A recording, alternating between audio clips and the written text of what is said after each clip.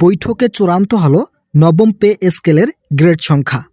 ইতিমধ্যেই দেশ রূপান্তর পত্রিকায় একটি গুরুত্বপূর্ণ প্রতিবেদন প্রকাশিত হয়েছে, যেখানে আজকের বৈঠকে নবম জাতীয় বেতন স্কেলের গুরুত্বপূর্ণ আপডেটগুলো উপস্থাপন করা হয়।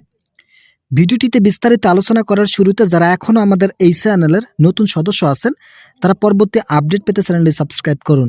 নবম জাতীয় পে স্কেলের সরকারি চাকরিজীবীদের গ্রেড সংখ্যা চূড়ান্ত করেছে পে কমিশন।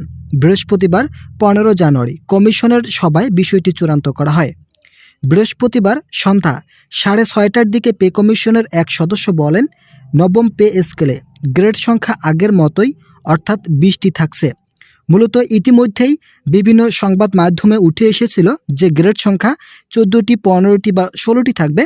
তবে আজ পে কমিশনের চেয়ারম্যান যে সিদ্ধান্ত নিয়েছে সেটা থাকছে গ্রেড সংখ্যা পূর্বের ন্যায় থাকবে। মূলত আগে 2015 সালের অষ্টম বেতন স্কেলে যে গ্রেড সংখ্যা বহাল ছিল, অবশেষে সেই গ্রেড সংখ্যা বহাল রেখেই বেতন বৃদ্ধি করা হচ্ছে। এটি পরিবর্তন না করে বেতন বাড়ানোর সুপারিশ করেছে কমিশন। সূত্রে আরও জানায়, আজকের পুনর্নির্ধারিত সভায় বেতন কাঠামোর বেশ কয়েকটি বিষয় নিয়ে আলোচনা হয়েছে। এরই মধ্যে পেনশন, চিকিৎসা ভাতা সহ বিভিন্ন ধরনের ভাতার বিষয়গুলো অন্তর্ভুক্ত ছিল। বিভিন্ন সূত্র থেকে জানা যাচ্ছে, পেনশন সুবিধা 90% থাকবে এবং চিকিৎসা ভাতা 3000 টাকা বৃদ্ধি করা হবে। 2015 সালের অষ্টম বেতন স্কেলে সরকারি চাকরিজীবীদের জন্য পেনশন সুবিধা রাখা ছিল 45%, কিন্তু নবম পে স্কেলে পেনশন সুবিধা শতভাগ রাখার বিষয়ে বিভিন্ন সূত্র থেকে জানা গেল। তবে আজকের বৈঠকে পেনশন সুবিধা 90% বিষয়ে একটি ইতিবাচক তথ্য প্রকাশ পায়। চিকিৎসা ভাতার ক্ষেত্রেও একই 3000 টাকা বরাদ্দ রাখা হয়েছে। তবে মূল সমস্যা হয়েছে সর্বনিম্ন ও সর্বোচ্চ বেতনের ক্ষেত্রে। এটি চূড়ান্ত না হওয়ার কারণে মূলত বাকি বিষয়গুলো চূড়ান্ত করা যাচ্ছে না বলে জানায় ওই সূত্রটি। ইতিমধ্যেই আজকের বৈঠকে যে বিষয়গুলো আলোচনা হয়েছে তাদের মধ্যে থাকছে বেতন তালিকা, সর্বোচ্চ এবং সর্বনিম্ন বেতন একটি তালিকা নিয়ে বিভিন্ন বিষয় নিয়ে আলোচনা করার পরও এই বিষয়টির একটা সমস্যা দেখা দিয়েছে। বিশেষ করে যারা কর্মচারী আছেন তাদের বেতন কত রাখা হবে এই বিষয়টি চূড়ান্ত হয়েছে, কিন্তু সর্বোচ্চ কত বেতন রাখবে এই বিষয়টি এখন পর্যন্ত চূড়ান্ত করা হয়নি। এর আগে বেলা 12টায় নবম পে স্কেলের একাধিক বিষয়ে সিদ্ধান্তে চূড়ান্ত করতে সভায় বসেন পে কমিশন। দীর্ঘ 7 ঘন্টা পর পে কমিশনের চেয়ারম্যান জাকির আহমেদ খান নবম পে স্কেল বাস্তবায়নের যে মিটিংটি ছিল সেই মিটিংটি স্থগিত করেছে। দীর্ঘ 7 ঘন্টা মিটিংয়ে শুধুমাত্র গ্রেড সংখ্যা পরিবর্তন সহ বিভিন্ন বিষয় নিয়ে আলোচনা করা হলেও বেতন বৃদ্ধির বিষয়টি নিয়ে এখন পর্যন্ত কোনো চূড়ান্ত সীমারেখায় পৌঁছাতে পারেনি। এটা খুবই দুঃখজনক। তো বন্ধুরা, যারা এখন আমাদের এই চ্যানেলের নতুন সদস্য আছেন তারা অবশ্যই চ্যানেলটি সাবস্ক্রাইব করুন।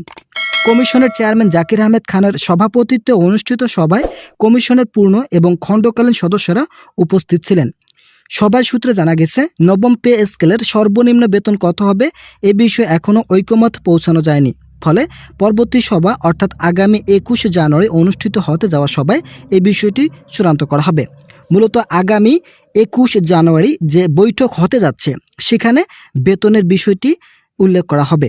মূলত বেতন কোন কোন গ্রেডের জন্য কত বেতন নির্ধারণ করা হবে সেটা আগামী 21 জানুয়ারি পে কমিশন উল্লেখ করবেন।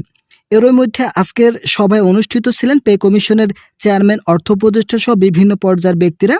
তারা বেতন বৃদ্ধির বিষয়টি নিয়ে ধারাবাহিকভাবে বিভিন্ন ইতিবাচক তথ্য তুলে ধরেছেন। বিশেষ করে যারা সচিব পর্যায়ের ব্যক্তি আছেন তারা অবশ্যই বেতন বৃদ্ধির বিষয়ে ইতিবাচক বিভিন্ন তথ্য উপস্থাপন করেছেন। সূত্র বলছে, সর্বনিম্ন বেতন কত হবে সেটি চূড়ান্ত হলে সর্বোচ্চ বেতন সহ অন্যান্য বিষয়েও সিদ্ধান্তে চূড়ান্ত করা যাবে। সর্বনিম্ন বেতন বিষয়ে সিদ্ধান্ত নেওয়ার পূর্বে কমিশনের চেয়ারম্যান অন্তর্বর্তী সরকারের শীর্ষ পর্যায়ে আলোচনা করতে পারেন। মূলত বেতন সর্বনিম্ন এবং সর্বোচ্চ কত রাখা হবে এই বিষয়ে খসড়ায় উল্লেখ করার আগে অন্তর্বর্তী সরকারের শীর্ষ পর্যায়ে মূলত সচিব সহ অর্থনীতিবিদ এবং বিভিন্ন পর্যায়ের ব্যক্তিদের সঙ্গে আলাপ আলোচনার মাধ্যমে এই সিদ্ধান্তটি নেওয়া হবে। এর আগে নবম পে স্কেলের বেতনের অনুপাত 1:8 চূড়ান্ত ধরে সুপারিশ করা হবে। প্রসঙ্গত, জাতীয় পে কমিশন 2025 সালের 27 জুলাই গঠিত হয়। কমিশনের সভাপতি হন সাবেক অর্থ সচিব জাকির আহমেদ খান। কমিশনের দায়িত্ব হলো সরকারি কর্মচারীদের বেতন ভাতা ও অন্যান্য সুযোগ সুবিধা পর্যালোচনা করে সুপারিশ প্রদান করা। কমিশনের মেয়াদ চলতি বছরের ফেব্রুয়ারি মাসের মধ্যেই শেষ হওয়ার কথা ছিল, তবে ইতিমধ্যেই শেষ হওয়ার তারিখ হয়ে আসতেছে। আর মাত্র 12 দিন সময় আছে। তাই অবশ্যই এই 12 দিনের মধ্যে পে কমিশন তাদের সকল রিপোর্ট প্রদান সহ সকল কিছু স্থগিত করবে।